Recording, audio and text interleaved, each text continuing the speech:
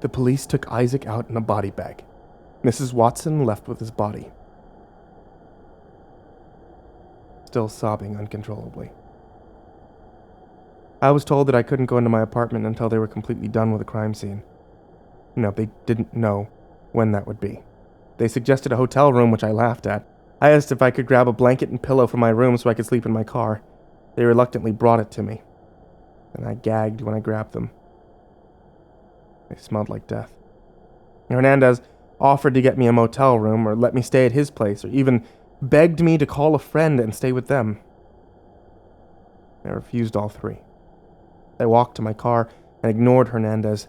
I was still too mad about everything and devastated that Clark had left. Besides, we couldn't do surveillance on my car while I slept in it. I marched all the way to my car and slammed the door hard. I decided I didn't feel safe parking near my house to sleep, so I went to a Walmart parking lot for the night. It was as if fate had finally begun to root for me. I was walking towards the Walmart entrance from the parking lot to buy some food. When I was only a few cars away, an armored truck pulled up. The ones that carry money over to the bank, you know what I mean. And who do you think steps out of the truck? David fucking King. I strafed to my left and got behind a car, using the back-tinted windows to observe. He was laughing with his partner, who got out the passenger side. I was too far away to hear what they were saying, but I definitely didn't recognize the partner as anyone I knew. It was obviously paranoia, but I wondered if he could be the one who made Katie speak into the phone. The two of them walked into the Walmart, and I took note of the company that owned the truck. And then I had an idea. My first idea on how I could fight back now that I knew where David was right this second. I sprinted back to my car. A little while later, I pulled up to Mrs. K's house. I got out and looked around, making sure that David hadn't somehow beaten me here or followed me. I had to hurry. Who knew how much longer his shift would last? I knocked on the door, and Mrs. K opened up. "Hello, Xander," she said cheerfully. "Hi, Mrs. K. Can I come in?" 5 minutes later, I was rifling through David's room. Had to hurry. Had to find something useful and fast. I told Mrs. K that years ago, I let David borrow a video game and just now remembered and wanted to pick it up. She had happily let me go into his room and find it. I had booted up his ancient laptop, but it was taking forever to load. Why the hell hadn't he bought a new laptop with all the money that he stole? That would have made good evidence. I glanced at every paper I saw, hoping for something, written plans, a checklist, a receipt, anything. Every paper I found was normal. From what I could see, his room was a disaster, which worked in my favor. He may have dropped something incriminating and not known about it. I stuffed every flash drive I could find into my pockets as I went. He had 4 of them lying around. They must have incriminating evidence on them. The laptop finally booted and I instantly tried to log in. No luck. Password protected. I should have known, considering how tech-savvy he'd been in hacking my accounts. In fact, all the incriminating data was probably on the laptop. He wouldn't bother printing anything out. And that gave me an idea. I picked up the laptop and flipped it over. A toolbox laid under the table, and I snatched a screwdriver from it. Using the screwdriver, I went to work disassembling the laptop, and when I finished, I held his hard drive up in my hand. "I'll ruin you, David King," I whispered. As I reassembled the laptop, something caught my eye under the bed. A box. Furrowing my eyebrows, I pulled it towards me. It was a shoebox with dust covering the top. A few spots were left dusty where someone had handled the lid. I opened it slowly and peered inside. It contained a 1/4-inch thick stack of papers, all bound together by a binder clip. The box was too small to let the pad lay flat, so it curled in the box. The pages were old and worn. They'd clearly been handled frequently. I lifted it out and noticed that it looked like a research paper. The front page had a title in the middle of the page and an author at the bottom. Psychological Evaluation for David Edward King. The bottom of the page had the name of the institute and psychologist that had done the study as well as the year.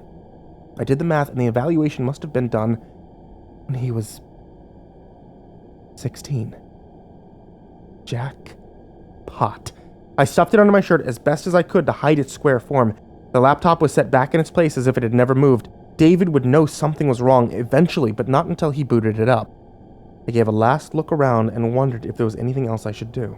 With no decent ideas, I left David's house. Mrs. K gave me a brownie on my way out. On the drive back to Walmart, I tried to come up with a plan. I couldn't take this to the police station because it was illegally obtained evidence and wouldn't be admissible in court. I knew that from a bunch of crime shows, I had to get at the evidence myself and somehow get it into the police's hands legally. When I parked at the Walmart, still wasn't that late. I walked inside carrying the flash drives and psychological evaluation with me. I used the demo computers to look at the contents of the flash drives. Looking back now, I'm amazed they let USB sticks work on the demo machines. The first flash drive had old high school papers on it.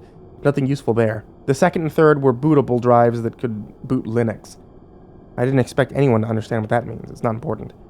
But it was the fourth drive that I had my first breakthrough of evidence. It contained a single text file that had been edited the day before. As I read through it, I realized that it was a conversation. With my current understanding, the flash drive was how David and his kidnapping partner had been communicating. David would write a message and hide the flash drive in a predetermined place. Then the kidnapper would go pick it up and read the message. The process would reverse when the kidnapper had a message to pass along. A lot of you will probably say, why wouldn't they just encrypt the emails? That's so much faster and safer. If they had used any kind of network to communicate, some internet service provider or some cell phone provider like Comcast would have a log entry of the messages being exchanged. Even if the data was encrypted, encrypted data is never 100% secure. If you dedicate enough processing power, you can crack any encryption. It may take thousands of years in some cases, but it could still be cracked. With our current advances in computing power, that could change to be even faster. David and his partner had reduced their risk of being caught by limiting who had access to the information. If you send an email to me via Reddit, I'm not the only one who gets the message. It passes through several servers and routers, who all make a note that a message passed through at a specific time. It leaves a trail. Unless you can erase the logs of those servers, you leave a trail no matter how you send your data. There was certainly risk that someone could find the flash drive, plug it in, and find all this data like I had. But that could be reduced by choosing decent hiding places. If you plan to pass messages this way, don't leave it laying around your room, especially don't leave it unencrypted. I still don't understand why it was encrypted. The text file would have a line, then skip a line and add another where the next response was. I don't have the flash drive or a copy of the conversation anymore, so I'll have to paraphrase as accurately as I can remember. I'll use bullet points here, so it's easy for you. Payment received? Yes. Last half of payment comes when it's all over. How long? Depends on him. Good. No suspicion. Quiet grab. Was she harmed? She fought. Couple bruises. Otherwise fine. There were some extra lines in between, marking the state of a new conversation. Any information? Kidnapping report was filed with the police. Changed locations every 2 days, as previously discussed. Are you well supplied? We have enough in the truck to keep moving and stay operational. Good. With any luck, this will be over once he makes an irreversible mistake. I shuddered as I closed the text file. That was damning evidence. I checked who the owner of the file was. It was blank. That would have been too convenient. I googled the kind of cable I would need to hook up the hard drive to a computer, and bought a SATA to USB. I was thankful that the demo computers were in an aisle out of the view of the employees in the tech center. To people who don't know technology, I'm convinced I look like a hacker.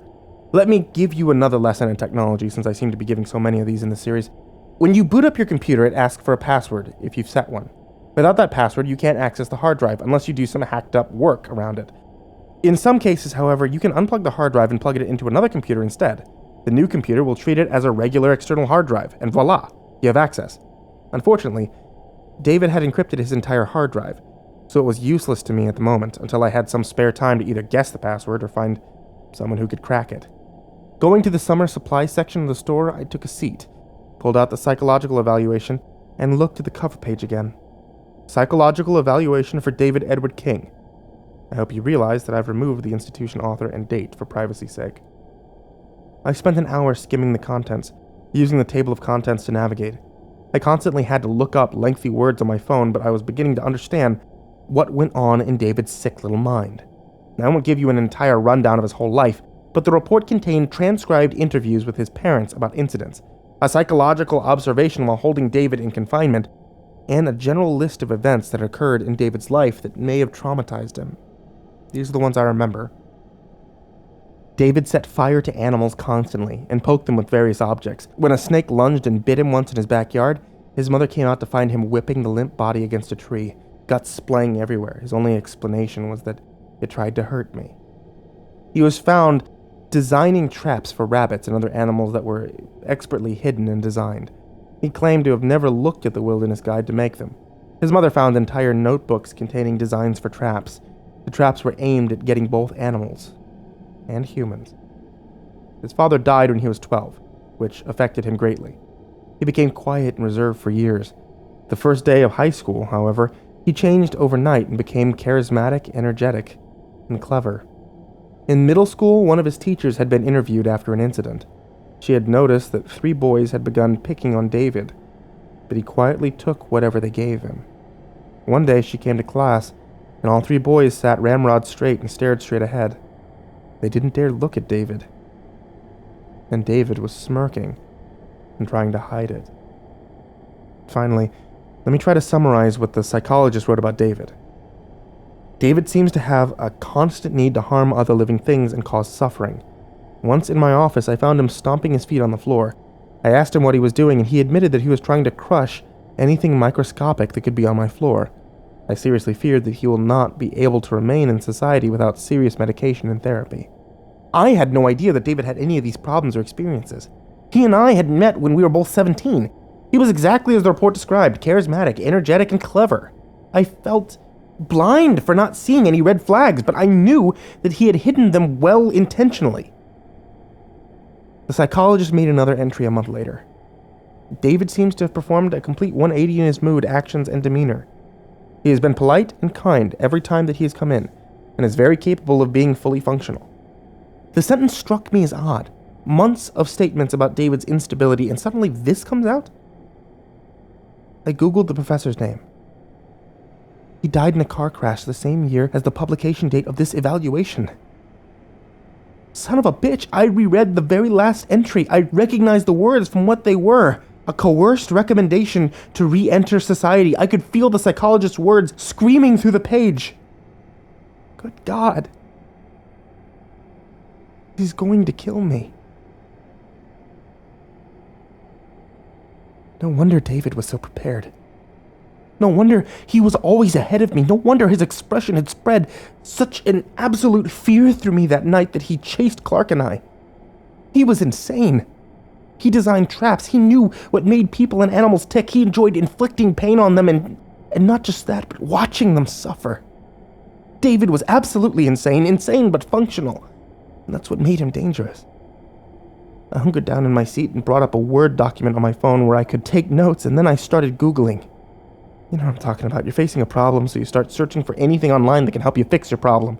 The internet was a wonderful tool for me at this moment. Without it, I'd be dead months ago. I was kicked out of the Walmart for loitering, but I continued my research in my car. I turned the car on every once in a while to drive around and charge my battery.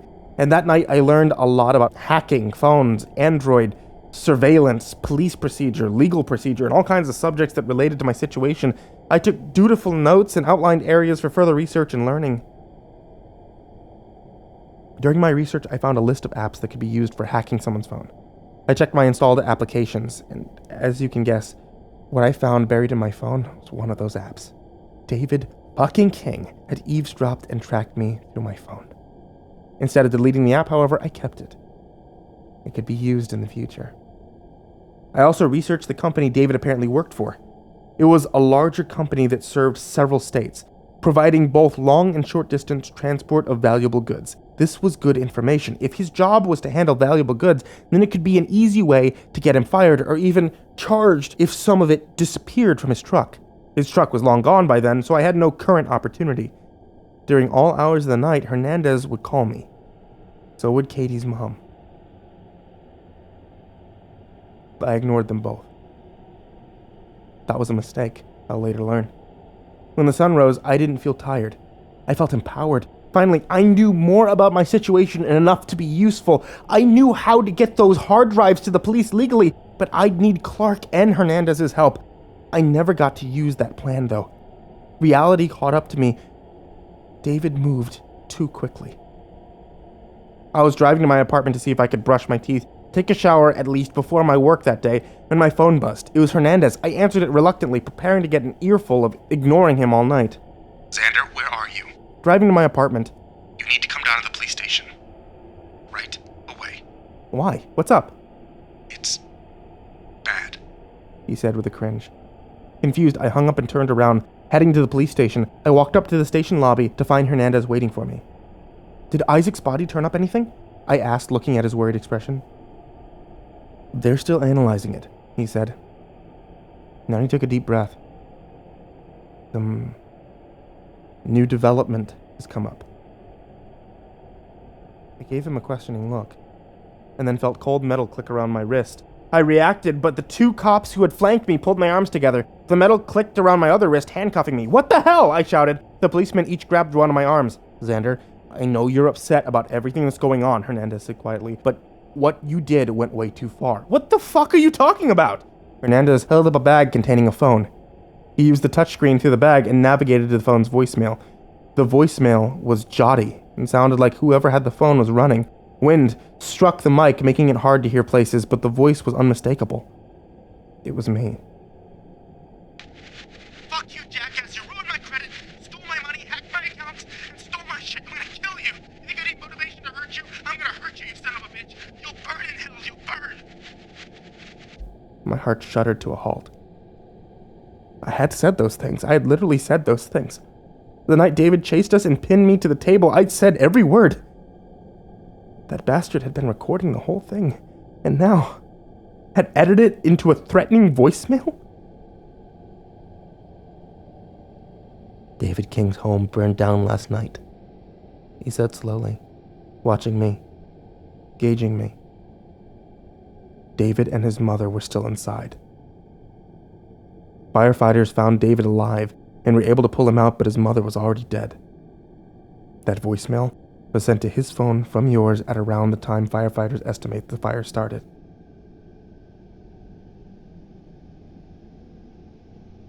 I lost my breath. My eyes watered. The world closed in. I couldn't speak. Couldn't defend myself, couldn't explain. Xander Jones, you're under arrest.